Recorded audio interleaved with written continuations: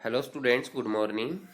We are reading our third lesson, our Parliament Union Legislature, and we have discussed about Lok Sabha in the last video, and today we will start from the Rajya Sabha from page number 197.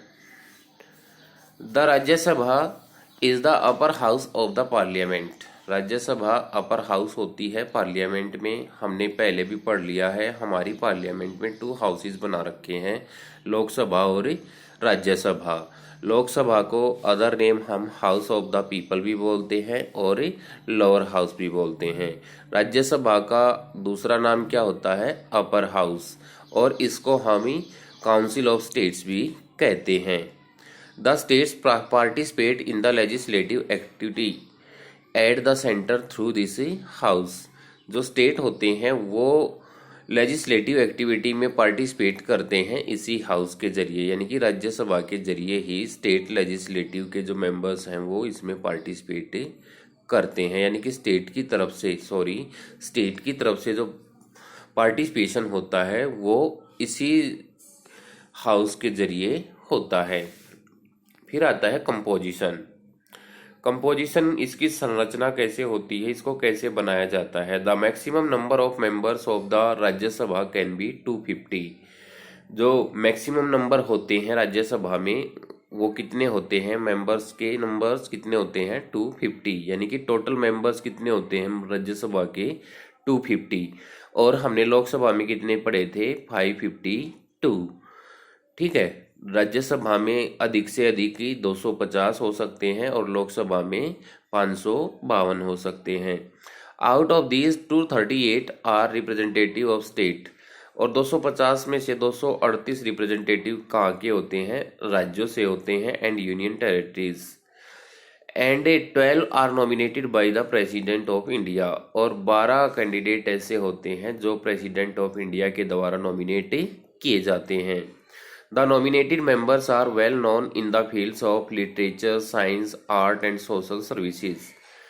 हमारा राष्ट्रपति ये नहीं है कि किसी के भी नाम दे देंगे और वो राज्यसभा मेंबर बन जाएगा, लेकिन हमारे राष्ट्रपति किन लोगों के नाम देते हैं जिन्होंने लिटरेचर में, साइंस में, आर्ट में, सोशल सर्विसेज में अच्छा काम करके दिखाया है, अपनी पहचान बनाई है, उनको, उन 12 मेंबर्स को राज्यसभा के लिए अपॉइंट किया जा सकता है, नॉमिनेट किया जा सकता है। At present Rajya Sabha has 245 seats. At present कितनी है हमारी राज्यसभा की सीट? 245। और लोकसभा की कितनी बताई थी कल? 545। 543 जो स्टेट से चुन करके आते हैं वो मेंबर्स हैं और 2 मेंबर्स एंग्लो इंडियन हैं। लेकिन यहाँ पर कितने हैं? 245। 245 में से 12 मेंबर्स ऐसे हैं जो राष्ट्रपति ने नॉमिनेट कर रखे हैं। बाकी जो बचे 233 वो कहाँ से आए हैं? स्टेट्स और यूनियन टेरिटरीज से। आउट ऑफ दीज, तो इसमें वही बात आई है,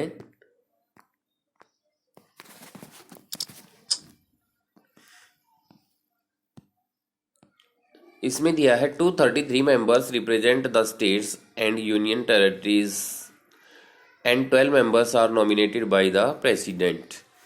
In order to give adequate representation to the historical marginalized communities, some seats are reserved in the parliament for SC and STs. के एक योग्य रिप्रेजेंटेशन देने के लिए, एडिक्वेट रिप्रेजेंटेशन देने के लिए जो हिस्टोरिकली, ऐतिहासिक रूप से अल्पसंख्यक कम्युनिटीज़ हैं जैसे कि SC और ST हैं, उनको रिजर्वेशन दी जाती है पार्लियामेंट की सीटों में। Qualification for its members, Rajya Sabha का मेंबर बनने के लिए क्या क्वालिफिकेशन होनी चाहिए? To become a member of the Rajya Sabha a person should have the following qualifications. पहला दिया है the person must be a citizen of India. ये सभी के लिए पहली क्वालिफिकेशन होनी चाहिए कि वो इंडिया का नागरिक होना चाहिए। He she should not be less than 30 years of age, उसकी एज 30 साल से कम नहीं होनी चाहिए। He she should not be proclaimed offender, उसको दोषी करार ना दिया गया हो या वो क्रिमिनल ना हो। He she should not hold any office of profit under the government, वह किसी गवर्नमेंट जॉब पर काम ना करता हो, he she should not be a bankrupt और मेंटली अनसाउंड, वह दिवालिया या पागल घोषित ना किया गया हो, यानी कि पागल या दिवालिया नहीं होना चाहिए। His her name should be in the voter list of the state from which he she is seeking election, जिस स्टेट से वो इलेक्शन लड़ रहा है उस स्टेट में उसका वोटर लिस्ट में नाम होना जरूरी होता है।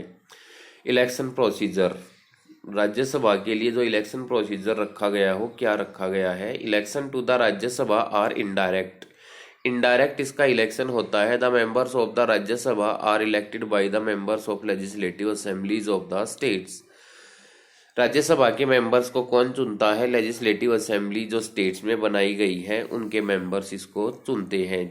लेजिस्लेटिव असेंबली के मेंबर्स कौन चुनता है, पब्लिक डायरेक्टली इलेक्ट करती है, और राज्यसभा के मेंबर्स को लेजिस्लेटिव असेंबली के मेंबर्स ही चुनते हैं, यानी कि एमएलए चुनते हैं।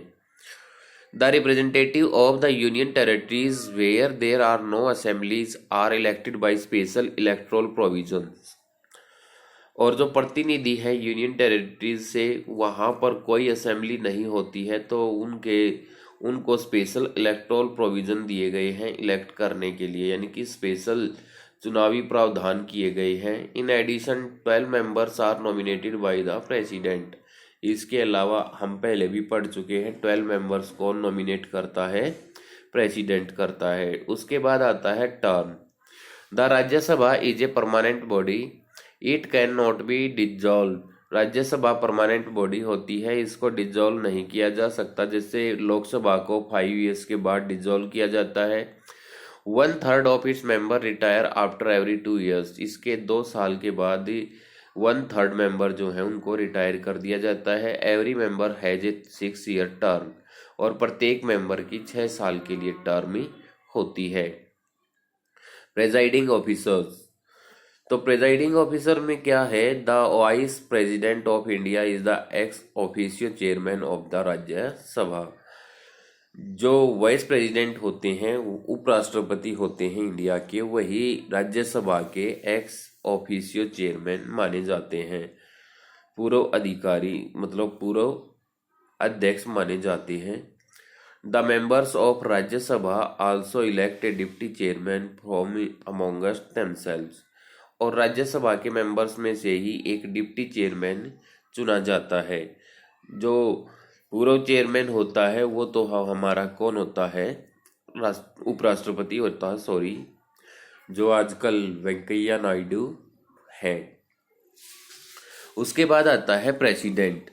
प्रेसिडेंट में क्या दिया गया है, a bill that is passed by both houses of the parliament can become a law only when the president of India gives his assent to it, कोई भी बिल कानून तब बनता है जब दोनों हाउसेज पार्लियामेंट के उसको पास करके जब प्रेसिडेंट से सहमति ली जाती है।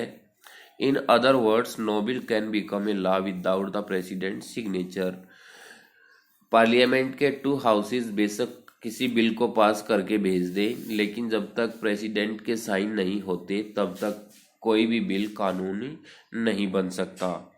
फिर आता है functions of the parliament. Functions of the parliament में क्या दिया गया है, the parliament plays many significant roles in our country, कि पार्लियामेंट जो है वो हमारे देश में कई महत्वपूर्ण फैसले लेती है या कई महत्वपूर्ण भूमिका निभाती है। सबसे पहले दिया है सिलेक्टिंग द एग्जीक्यूटिव।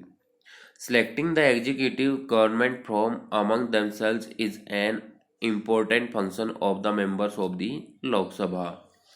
एग्जीक्यूटिव को सिलेक्ट करना क्या होता है, अपने आप में एक महत्वपूर्ण काम होता है लोकसभा के मेंबर्स के लिए। The executive is a group of persons who work together to implement the laws made by the parliament.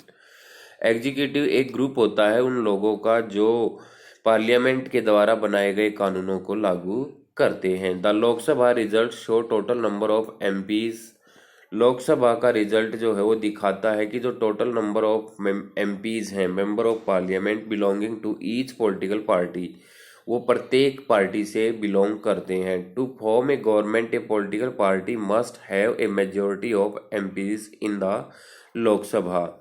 जो गवर्नमेंट बनाते हैं वो पॉलिटिकल पार्टी एमपीज की मेजोरिटी दिखाती है लोकसभा में, यानी कि लोकसभा में जिसके एमपी ज़्यादा होंगे वही गवर्नमेंट बनाएगी।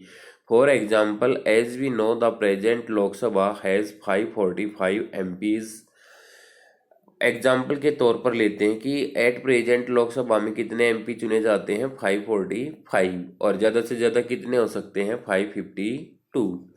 To have a majority a party should have at least 273।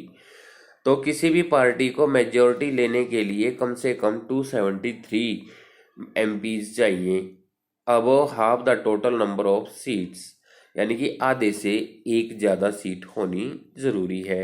यानी कि आधे से ज़्यादा जो एमपीज हैं जिस भी पार्टी के होंगे वही पार्टी सरकार बनाएगी। The prime minister is the leader of the majority और ruling party in the Lok Sabha. Prime minister leader होता है रूलिंग पार्टी की, यानी कि जिसकी मेजोरिटी होती है। जैसे आजकल बीजेपी की है, तो बीजेपी का जो भी लीडर होगा, मीन्स जैसे प्रधानमंत्री नरेंद्र मोदी, वो क्या है, हमारे जो रूलिंग पार्टी है उसके लीडर माने गए हैं। तो वो लोकसभा में अपनी पार्टी की मेजोरिटी दिखाएंगे और प्राइम मिनिस्टर के पद का वो दावेदार माना जाएगा। He further selects ministers from among the MPs who belong to his her party to work with him to implement decisions passed in the parliament। MP जो होते हैं वो बिलोंग करते हैं उसकी पार्टी के कामों से with him to implement decision passed in the parliament, और वो उन डिसीजंस को इम्प्लीमेंट करते हैं जो पार्लियामेंट में पास किए गए हैं। These ministers take charge of various government ministries such as Ministry of Finance। ये मिनिस्टर क्या करते हैं, गवर्नमेंट जो मिनिस्ट्रीज है उनमें अलग अलग तरह के मिनिस्टर्स के का चार्ज लेते हैं। जैसे फाइनेंस मिनिस्टर है, मिनिस्टर ऑफ होम अफेयर्स है। तो मतलब क्या होता है कि भाई वित्त मंत्री अलग बनाया जाता है, गृह मंत्री अलग बनाया जाता है। किन में से बनाया जाता है, एमपीज में से ही बनाया जाता है। The largest among the parties that oppose the ruling party. अब जो मेजोरिटी जिस पार्टी की आई है तो उसने तो आधे से ज़्यादा सीट जीत ली हैं, लेकिन ऐसी भी पार्टी होंगी जो उनसे थोड़ी सी कम सीट जीत करके सेकंड नंबर पे रही है। तो सेकंड नंबर पे रही है तो वो क्या होगी, अपोजिट पार्टी कहलाएगी। Is called the opposition party, उसको अपोजिशन पार्टी कहा जाता है। तो at times no political party gets a majority in the Lok Sabha. अब क्या होता है, अगर कोई पार्टी ऐसी होती है जिसको लोकसभा में मेजोरिटी नहीं मिलती, तो in such a case different political parties of similar concern make a temporary alliance to form a government. तो क्या करती है, कोई भी पार्टी अपने साथ किसी दूसरी पार्टी को लेकर के एक टेम्परेरी अलायंस बना लेती है, एक टेम्परेरी गठबंधन बना लेती है और सरकार बना लेती है। Such type of government is known as a coalition government. इस तरह की गवर्नमेंट को कोलिशन गवर्नमेंट कहा जाता है, गठबंधन की सरकार कहा जाता है। इस सरकार में क्या होता है, जब किसी एक पार्टी को बहुमत या मेजोरिटी हासिल नहीं होती तो वो दूसरी पार्टी की हेल्प ले करके अपनी मेजोरिटी साबित कर देते हैं। और जैसे इसका एग्जाम्पल हम अपने हरियाणा का भी ले सकते हैं। हरियाणा में जो बीजेपी गवर्नमेंट बनाई गई है वो किसकी हेल्प लेकर के, जो दूसरी पार्टी है जेजेपी, उसकी हेल्प लेकर के उन्होंने अपने 46 एमएलए जो हैं वो कंप्लीट किए हैं, यानी कि अपनी मेजोरिटी हासिल की है। तो इस तरह की गवर्नमेंट को क्या बोलेंगे, हम ही कोलिशन गवर्नमेंट बोलेंगे, गठबंधन की सरकार बोलेंगे। इन अदर वर्ड्स, दूसरे शब्दों में, coalition government refers to an alliance formed by political parties after elections when no party is able to get adequate seats to form the government.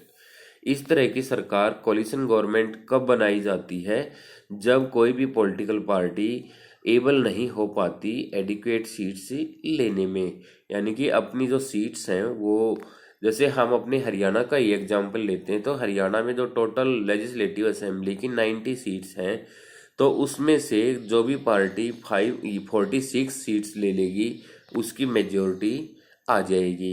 अगर 46 से कम रहती है तो उसकी मेजोरिटी नहीं आएगी। तो उसको क्या करना पड़ेगा, दूसरे एमएलएज लेने पड़ेंगे, दूसरी पार्टी के साथ गठबंधन करना पड़ेगा, अलायंस बनाना पड़ेगा।